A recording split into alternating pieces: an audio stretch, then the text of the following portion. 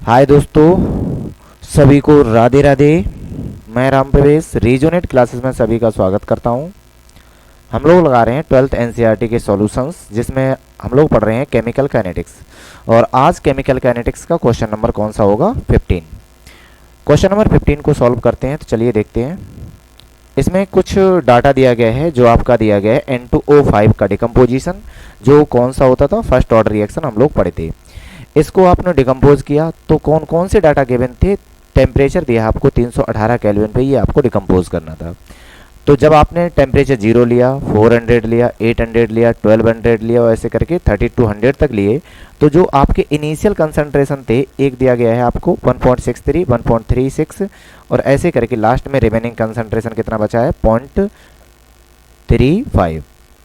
तो इसमें से कुछ 4 क्वेश्चन हैं, इनको सॉल्व करना है और सिंपल है। इनमें पहला क्वेश्चन दिया है कि आपको N2O5 से और टाइम के रिस्पेक्ट में एक ग्राफ ड्रॉ करना है। दूसरा, उस ग्राफ की हेल्प से आपको हाफ लाइफ कैलकुलेट करना है या फिर आप रिएक्शन की हेल्प से कैलकुलेट कीजिए। अगला दिया है कि आपको एक ग्राफ दोबारा बनाना है जिसमें से आपका जो कंसंट्रेशन है अब वो लॉग के फॉर्मेट में चला जाएगा। ये थोड़ा लेवल टफ हो जाएगा, हम बताएंगे, और टाइम के रिस्पेक्ट में। और उसके बाद इन सब की हेल्प से हम लोगों को क्या करना है? एक रेट लॉ लिखना है। बस इतना इक्वेशन में दिया था। तो चलिए फर्स्ट पार्ट सॉल्व करते हैं। और इसका हम लोगों ने फिर वो पहले से ही इसका ग्राफ बना के रख दिया है। अब इसमें केवल समझाना, ध्यान सुनोगे।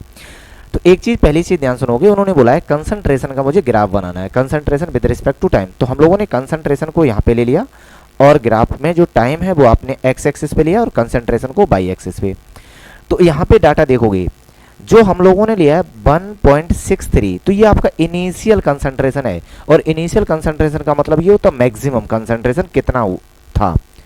तो यहाँ पे कंसंट्रेशन 1.63 है और सेकेंड कंसंट्रेशन 1.36, 1.14, 0.93, 0.78 और ऐसे करके लास्ट में दिया है 0.35।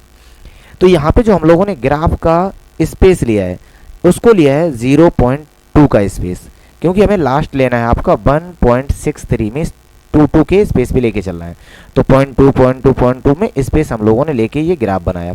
इधर टाइम का इंटरवल सब में देख लो, 400 का दिया है, तो 400 के टाइम इंटरवल पे हम लोगों ने टाइम ले लिया। अब ध्यान सुनना, 0 जब आपका टाइम था, मीन्स रिएक्शन स्टार्ट ही नहीं हुई, उस टाइम आपका जो कंसंट्रेशन है वो 1.63, लेकिन हमने कितना लिया? 1.6। तो इसको थोड़ा एबव लिया है, ध्यान से देखो, इसको थोड़ा कहाँ पे लिया है? एबव पॉइंट पे लिया। उसके बाद जब हमारा 400 था तो 1.36 पर हमारा ग्राफ कितना है? 4 तक, तो हम लोग नीचे लेके चलेंगे थोड़ा, तो इसको थोड़ा यहाँ पे लिया। आगे लिया कि जब टाइम 800 था तो 1.14, हमारा ग्राफ है 1.2 पे, तो हम लोगों को लेना कितना था? 1.14। तो ये बंस यहाँ पे चलेगा, लगभग हाफ में चला, ये वाला ग्राफ आया। तो इस हिसाब से सब वैल्यू को लिया और यहाँ से आपका एक पर्टिकुलर ग्राफ बन के तैयार हो गया। यही इसका ग्राफ बनेगा और इसके अलावा इसका कुछ नहीं था। ठीक है, यही आपसे पूछा था ग्राफ कैसा बनेगा। तो ग्राफ आपका एक सर्किल टाइप, वो एक कर्व टाइप आएगा इसमें। अगला क्वेश्चन में क्या करना था? अगले क्वेश्चन में करना था इसका हाफ लाइफ पीरियड ऑफ को कैलकुलेट करना था। तो एक चीज ध्यान सुनोगे, इसकी जो हाफ लाइफ है, तो किसी भी रिएक्शन की जो हाफ लाइफ होती है, किसी भी रिएक्शन की हाफ लाइफ, तो इसका मतलब होता है द टाइम, इसको हम क्या लिख सकते हैं? The time at which initial concentration remains half। Initial concentration कैसा होना चाहिए? हाफ होना चाहिए। तो अब एक बात खुद सोचो कि जो इनिशियल कंसंट्रेशन होता है उसको हम लोग आर नॉट से रिप्रेजेंट करते थे। इसकी वैल्यू दी है उन्होंने 1.63, इसकी वैल्यू कितनी दी है? 1.6। अब इसको थोड़ा इस पे हम और क्लियरिफाई करेंगे, उसके बाद लिखेंगे। ठीक है, तो एक चीज एक बार देखो, यहाँ पे जो क्वेश्चन में दिया है, क्वेश्चन में लिखा है कि concentration of N2O5 into 10⁻² equal 1.63 ये दिया था। अब अगर हमें केवल कंसंट्रेशन N2O5 का चाहिए तो ये बनेगा कंसंट्रेशन ऑफ N2O5 इक्वल 1.63 और ये 10 टू द पावर उधर जाएगा तो वैल्यू हो जाएगी 10 टू द पावर -3 मोलर। ठीक है, मोलैरिटी मतलब जो मोलर कंसंट्रेशन होता है उसमें हमने इसको रिप्रेजेंट किया। अब अगर ये इनिशियल कंसंट्रेशन है तो इसको हम लोग रिप्रेजेंट करेंगे आर नॉट से, जिसकी वैल्यू हम लोगों ने कितनी बनाई 1.63 इंटू 10⁻⁻² मोलर।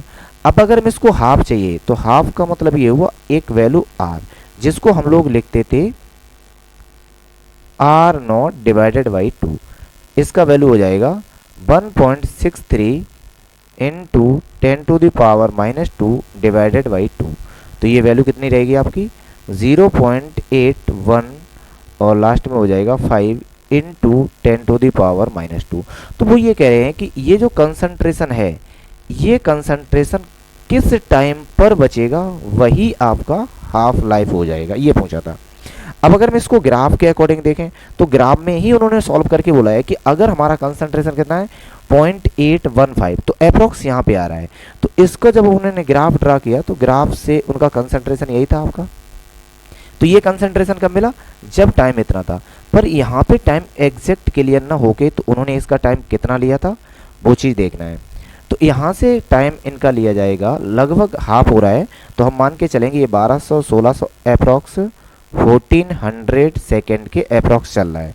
लेकिन इसका जो एनसीईआरटी में सॉल्यूशन के अकॉर्डिंग किसी बुक्स में दिया है उसका उन्होंने एग्जैक्ट हाफ न करके कुछ वैल्यू ली थी अलग से, और वो वैल्यू थी शायद 1440।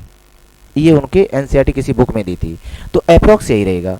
अब हम बात करें कि अगर हम इस क्वेश्चन को सॉल्व करें तो सॉल्व करने से हमें कितना मिलेगा, तो चलिए इस सॉल्व करके देखते हैं। इसको हम सेपरेट कर दे रहे हैं, ठीक है। जब आप इसको सॉल्व करोगे तो सॉल्व करने से मिलेगा क्या, देखो हमारे पास पहली चीज़ अगर हम हाफ लाइफ कैलकुलेट करेंगे तो हाफ लाइफ का फॉर्मूला होता था 1/2 टाइम इक्वल 0.693 डिवाइडेड बाई के। तो इसका मतलब मुझे रेट कांस्टेंट चाहिए। अब अगर रेट कांस्टेंट चाहिए तो रेट कांस्टेंट निकालने के लिए हम लोग क्या करेंगे, के इक्वल 2.303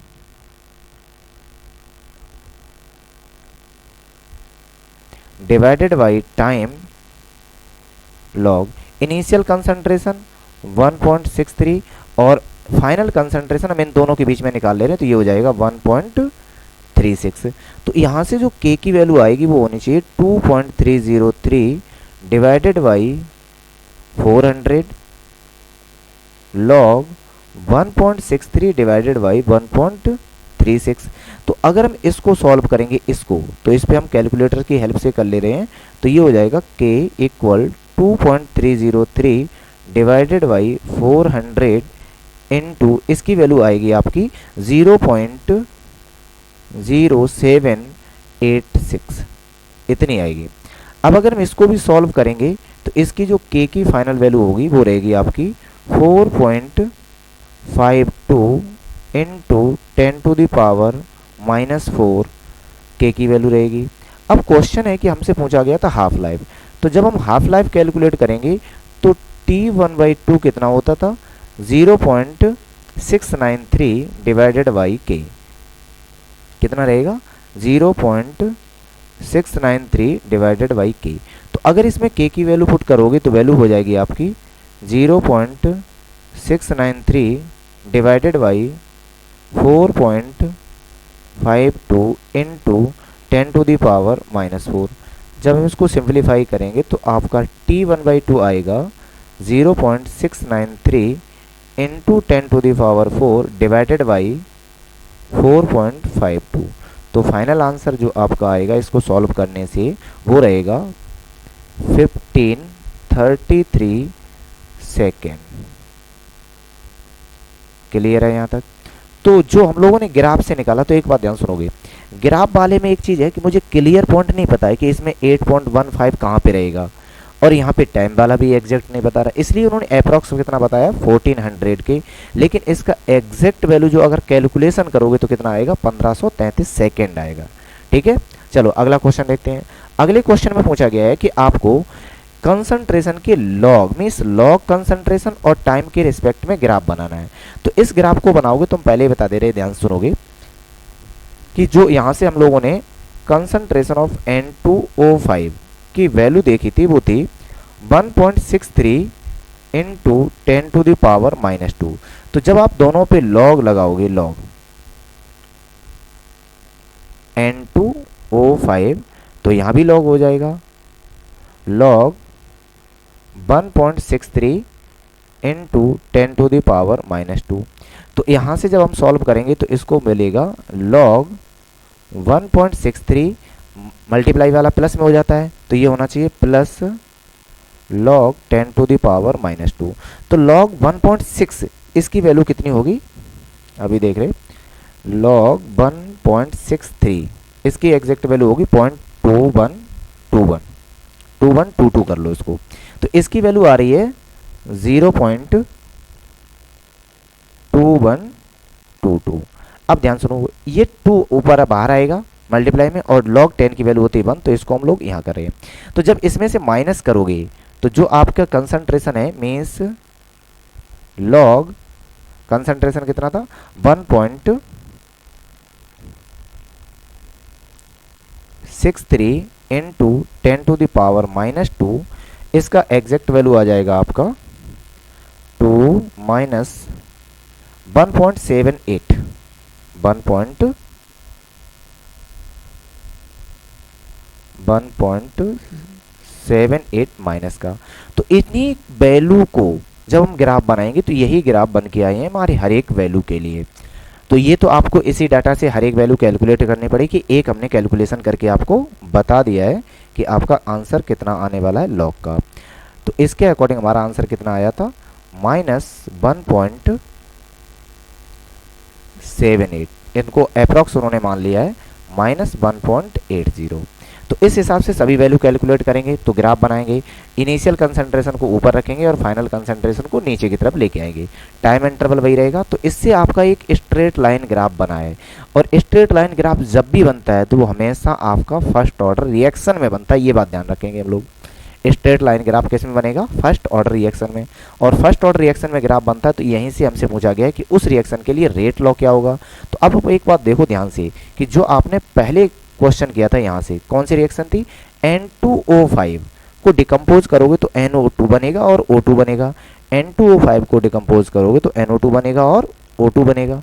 सेम इसी पे मुझे रेट लॉ लिखना है कि अगर हम N2O5 को डिकम्पोज करेंगे तो NO2 बनेगा और O2 बनेगा। इसके 2 मोल थे, इसके 4 मोल थे। मोल से तो मुझे मतलब नहीं है, स्टोइकोमेट्रिक नंबर का कोई यूज हो भी सकता है और नहीं भी हो सकता है। तो यहाँ से इस रिएक्शन के लिए जब रेट लॉ करोगे और ये आपका फर्स्ट ऑर्डर रिएक्शन है तो हो जाएगा N2O5 ऑर्डर 1। ये इस रिएक्शन के लिए रेट लॉ लिखा जाएगा। अब अगर इस रिएक्शन के लिए रेट लॉ लिखोगे तो रेट हो जाएगा आपका के की वैल्यू कितनी निकाली थी हम लोगों ने इससे पहले, 4.52 10⁻⁻4, 4.52 इंटू 10⁻⁻4 और ये हो जाएगा N2O5 रेट ऑफ रिएक्शन। तो यही हमसे पूछा था कि अगर हम इसके लिए रेट ऑफ रिएक्शन लिखेंगे तो कितना होगा। अगर के टर्म में लिखोगे ये और के टर्म में नहीं लिखोगे तो जो के की वैल्यू आई थी 4.52 इंटू 10⁻⁻4, तो उसकी वैल्यू को पुट कर दो तब भी आपका रेट ऑफ रिएक्शन बन जाएगा। चलिए उम्मीद करते हैं कि ये आपको क्वेश्चन 4 पार्ट थे, चारों समझ में आए होंगे। अगर ये आपको क्वेश्चन समझ में आए हैं और वीडियो अच्छा लगा है तो चैनल को सब्सक्राइब करें अगर आप इस वीडियो को पहली बार देख रहे हैं। और चैनल को सब्सक्राइब करके वीडियो को लाइक और चैनल को सब्सक्राइब इतना करें कि अपने फ्रेंड सर्कल में भेजें जिससे ये चैनल और अधिक प्रमोट हो सके। थैंक्स।